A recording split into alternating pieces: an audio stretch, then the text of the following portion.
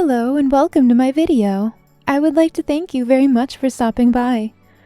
I have been taking some time to reflect on some thoughts as well as the goals for the time to come. Here are some fatlogic posts I thought I would share. Enjoy!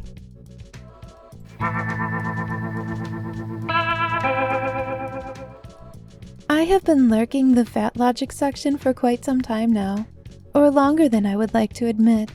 And personally, I think there's sort of a disconnect between the way this logic works versus how the rest of the world works. I know it's easy to come up with full conversations in your head to try to figure out what the other party will likely do or say, or even come up with arguments to things you might find proposed. But truthfully, that's not healthy. For example, I don't care if other people are in larger bodies, but I can't reconcile myself in the larger body.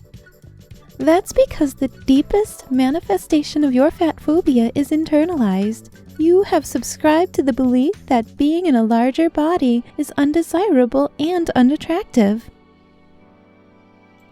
I'm sure that many can attest for having this type of conversation.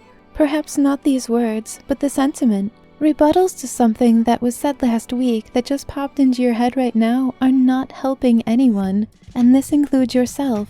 As truthfully, it's just a way of dwelling. Did that person who looked your way really think something about your appearance? Or were they just trying to read a sign that just happened to be beyond your shoulder? Perhaps they were watching for someone else to arrive? I have been on both ends of the spectrum of people judging as well as it just being chance that they were looking my way. For example, when at a local ice cream shop over the summer, I was waiting on my order when I noticed someone staring intently my way. I would be lying if I didn't say it felt uncomfortable until the person stated they were reading the menu behind me. I got embarrassed, but I stepped aside for them to take a better look. I am an incredibly self-conscious person, so I can generally tell the intent, or at least that's what my self-conscious brain would like me to believe. Remember, it's best not to judge others because you might find yourself unintentionally making someone uncomfortable with your gaze. I know I found myself daydreaming or thinking about the next thing I'm going to do to only find that I'm facing someone, and that very well might have been what caused this scenario to come into focus. As long as people are out there, it's going to happen. Just try and be sure to understand we are in a space with many different types of people, and in the end, accidents do happen. Trigger warning. Calories. Phrase. Calories do count. Diet culture. Diets. Fat-phobic language. EDs. Self-criticism. Soda. Bottled water and beverages. Those drink and vending machines. Rebellion. I did an act of rebellion at the mall today. I was leaving the mall, past one of those drink vending machines with soda and bottled water in it. I noticed a sticker with the above-mentioned calorie statement, replied, "No they don't," peeled it off and threw it in the nearby garbage can. I didn't care who was walking by either. Yeah. Not all heroes wear capes. First, those are a lot of trigger warnings. So many that are we sure that they're even trigger warnings after a point or just keywords? And also, they apparently thought calories do count was such a trigger that they decided to not repeat it in their post at all. Second, I don't know about the way you might have perceived this, but for myself this post is either an example of that happened, or once again coming up with scenarios of what they wanted to do in that moment. Even if this is the way it did play out, it's not really what I would call productive. Political signs, now hiring signs, warnings, they're all over the place. I'm sure if the same thing worked for the costs on items, we would all do the same. It doesn't have a cost, so it must be free. Peel that calorie advisory off all you want. You know deep in your heart of hearts that no matter how good it felt, that one simple truth prevails. Calories do count. While looking into the topic of vending machines in order to find an image, I ran across some other information which also pertains to this particular piece.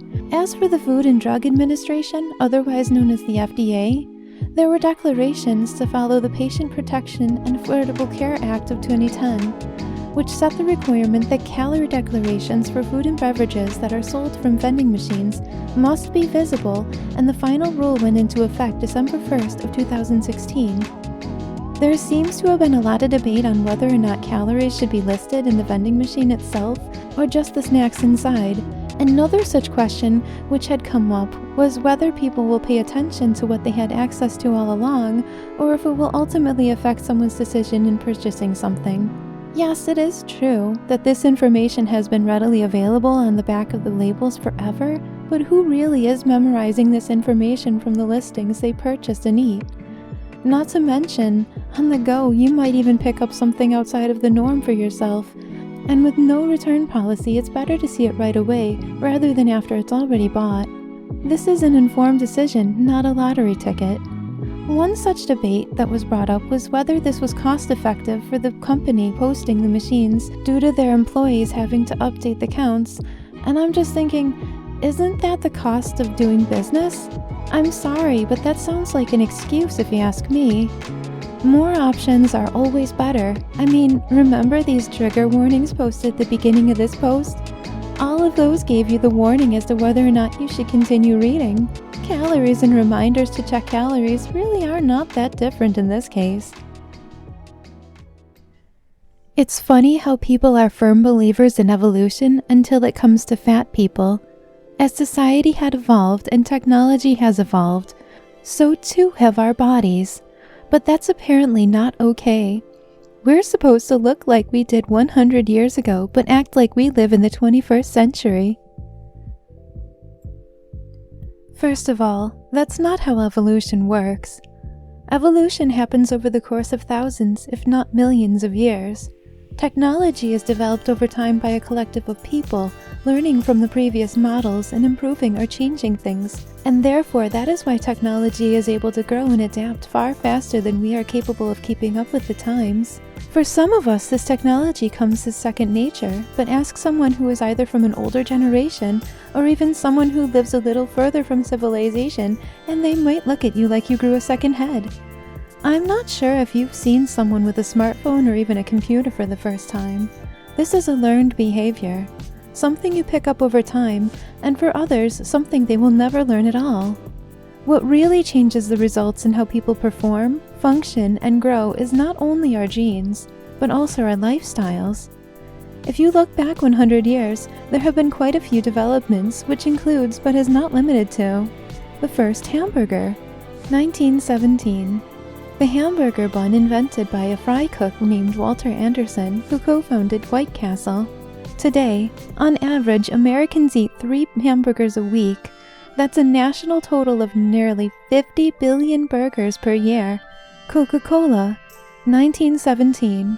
On July 1st, 1916, Coca-Cola introduced its current formula to the market. Today, Coca-Cola has a market cap of $178 billion with 2015 net operating revenues over $44 billion. Each day, over 1.9 billion servings of Coca-Cola drinks are enjoyed in more than 200 countries. Supermarkets, 1917. The first supermarket, Piggly Wiggly, opened on September 6, 1916 in Memphis, Tennessee.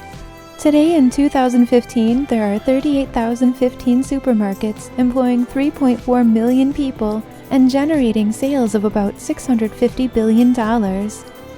Traffic, horses to cars, 1917. In 1912, traffic counts in New York showed more cars than horses for the first time. Today, there are approximately 250 million cars and trucks on the U.S. roads in 2015. If there's anything that can be taken from this list, it would be the varying of different conveniences which has arisen and have come to prominence over the past 100 years. When looking at these changes alone, one can surmise that these not only make things easier in life, but these conveniences can make other changes. Some of the lifestyle factors that come along with these includes not getting enough sleep, because when everything and everyone is a click or a tap away, we don't have time for sleep. Sitting around, because why walk down the street to the store or even the mailbox at the end of your driveway when you can turn on the engines and roll on down?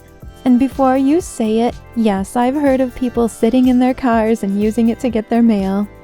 feeling stressed all the time. Because of the instant access to one another, we have the obligation to get back to said people. And if there's one thing I've learned is that technology may grow, but we're mostly simple people with phones. The ability to write, read, and speak does not immediately make us super at everything. Pair that all off with watching a lot of television, movies, YouTube, eating because of emotions, as well as ordering a plethora of takeout, and well, we have our answer here. It's lifestyle, not evolution. Alright, so that's all the fat logic I have for today.